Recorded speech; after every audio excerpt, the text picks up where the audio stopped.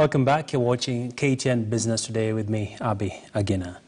Well, like I did mention, we want to talk matters to do with the fuel and, of course, the petroleum sector at large. And I'm now joined by a gentleman by the name Joseph Karanja, who is the chairman of KIPEDA. Even as we take a look at the cost of living that is quite heavily linked to the fuel prices in the country. Thank you, sir, for staying with us on the program. All right, let's revisit. Of course, we've seen oil prices have been really edging upwards in the last few weeks and months, where we're seeing a barrel of oil has now crossed over $50 per barrel. And clearly, the cost of petroleum products has also been going up back home. We're looking at now a litre of super petrol retailing at over 100 shillings compared to when COVID had struck. Would we say the petroleum industry is gradually getting back to where it was in early 2020? Yes, and yes and no, but as much as we get the products from the same places that we've been getting it from.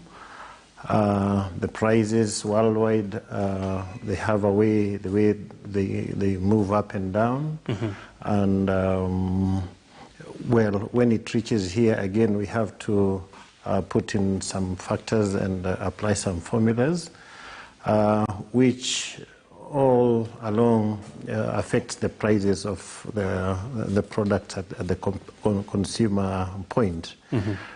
What I would say is that number one, the pricing regime, because the way the formula of pricing is set here is such that we use the prices of weighted, costs, mm-hmm. Depending on how many cargoes have arrived, at what prices, then they are put together, and we get an average, and that is what is considered. Yes. In addition to that, there are those costs of transportation and handling, yes, and other costs which are there within the formula.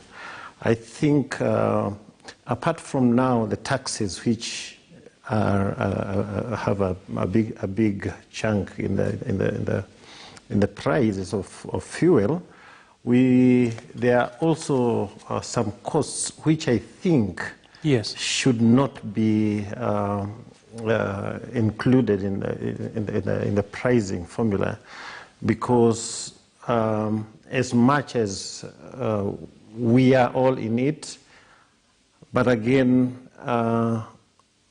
it's just like we could earn the same salary here, but then mine goes very fast while you retain yours and save a little. Sure.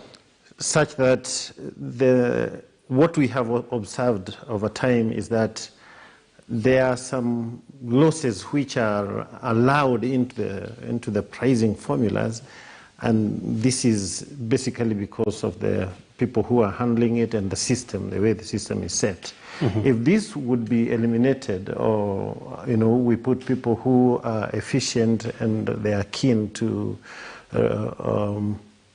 not to increase the wastage and losses, yeah, then I think the prices would be much fairer. But as of now, if we go by what is there and has been there for a long time, then we are still not very lucky. All right. We're still not very lucky because those people who are there, as long as they are expecting their pay slips the way it is intact and not right, being affected by what you cost along the way. All right, Mr. Karanja, of course, looking at the region, fuel prices in Uganda compared to Kenya, as you're rightly putting it, you'll see some disparities in terms of the cost of fuel in the region. And where we are as a country, what needs to be revised when it comes to our pricing formula? The Energy and Petroleum Regulatory Authority has maintained its position, saying that our formula is anchored on the Energy Act, and of course it is given further impetus by issues such as the tariffs that are in place. And of course, global oil prices play a major part when it comes to the pricing of fuel in the country. But for the common man, for them, they're asking, why is fuel still high, fuel costs? Yes, this is what we are trying to address, because as much as it's an act of the Parliament, and it's law, it's within, it has been gazetted as a formula which should work. But what was factored into that formula is what needs to be reviewed, because you cannot say that if I should be paying you, or I should be selling my product at this much, then we put some allowance for some inefficiencies. That one should not be there. There are some factors which should be removed from that formula. Yes. Let everybody try to work as perfectly, or perform as the best way that they can. All right. But when you allow these weaknesses into the system, the system, then it will affect, and it affects everybody else who consumes the fuel. All right. Quite substantive issues you're raising. Of course, this remain as areas of interest, and of course, they are also in the category where we need to also get the position of the authority dealing with this. But let's turn the conversation around and talk about fuel adulteration, where we've seen a major rise in terms of many outlets have been blacklisted by the Energy and Petroleum Authority, which is the regulator of the sector.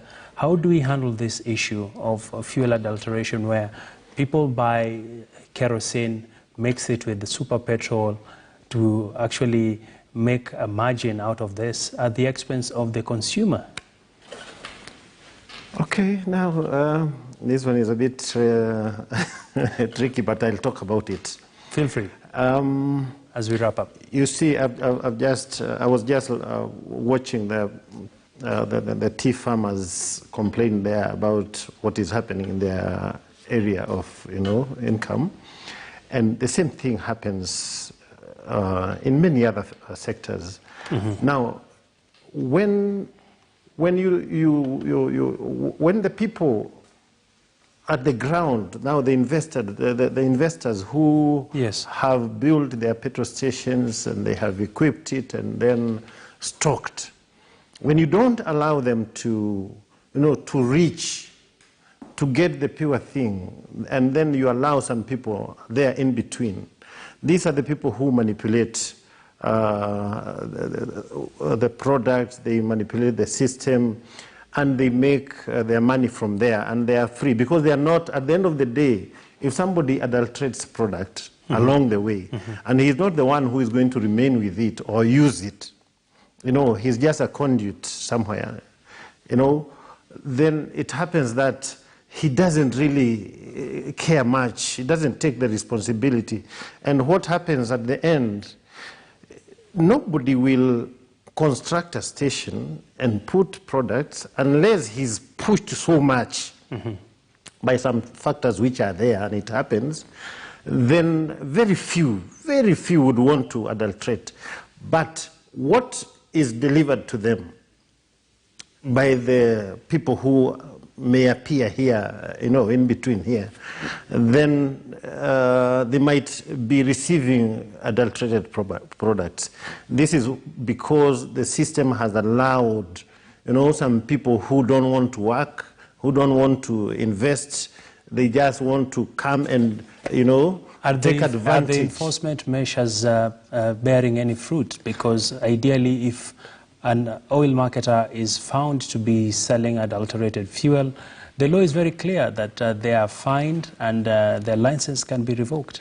What I'm saying here is that the people who practice this, the people who adulterate the products, who mix up the products, are neither here nor there. They are not marketers. It is not the marketers. The marketers, this product come pure and it is allowed the right way. And again, the investor, the dealer there, wouldn't want to actually sell adulterated products.